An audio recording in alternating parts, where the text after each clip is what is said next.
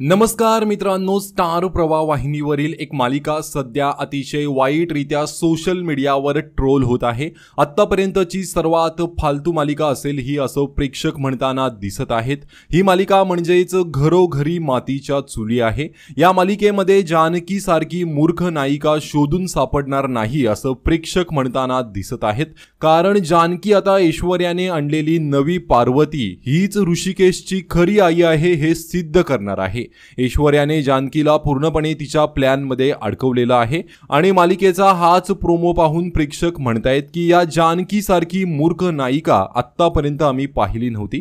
मालिकेचं नाव घरोघरी मातीच्या चुली, पण कोणाच्याच घरी इतकी घाणेरडी पॉलिटिक्स होत नसेल। एक नंबरची फालतू मालिका आहे, बंद करा, बोरिंग आणि महाबकवास सिरियल आहे ही।